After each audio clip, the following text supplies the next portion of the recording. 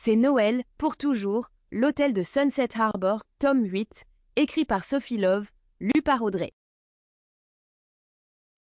Chapitre 1. La docteure Arkwright sourit à Emily et enleva le maître ruban autour de son ventre. « Je peux confirmer que votre accouchement est prévu le 13 décembre, dit-elle.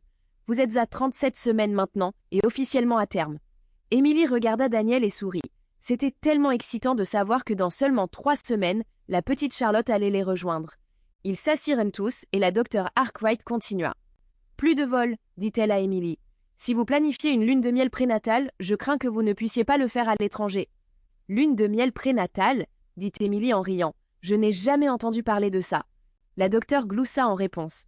C'est la mode de nos jours. J'ai des parents qui organisent une lune de miel prénatale somptueuse parce qu'ils savent que c'est leur dernière occasion.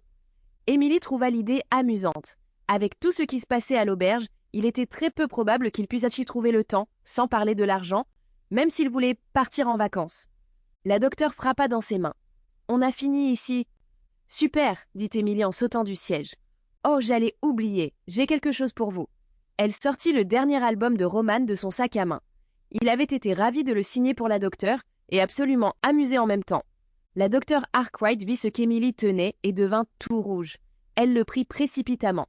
« Merci beaucoup, chuchota-t-elle. » Emily et Daniel quittèrent son son cabinet et sortirent sur le parking. Pour un lundi juste après Thanksgiving, le temps était remarquablement chaud. « Quelles sont les chances qu'on manque de neige cette année ?» demanda Emily à Daniel en arrivant à la camionnette. « Honnêtement, je ne peux pas imaginer un Noël sans ça, » dit-il. « Je suis sûre que le temps va bientôt changer. » Ils montèrent tous les deux dans le véhicule. « Ça t'a été plutôt utile, » ajouta Emily. « Pense à tout le travail qu'on a pu faire sur l'île grâce à la météo. » Daniel mit la clé sur le contact et la vieille camionnette démarra en vrombissant. « Je sais, » dit-il alors qu'il commençait à reculer. « Nous sommes en avance sur le planning. Et vu qu'on a besoin que tout soit prêt d'ici avril, c'est une très bonne chose. » Emily pensa au fait que l'île ait déjà été réservée des mois à l'avance, avant même que le toit ne soit posé sur les chalets. « Comment vont Stu, Clyde et Evan ?» lui demanda-t-elle. « Absolument bien, » lui dit-il. « Je ne savais pas qu'ils avaient ça en eux. J'ai toujours pensé qu'ils étaient paresseux. » Emily rit mais garda pour elle son avis concernant les amis de Daniel.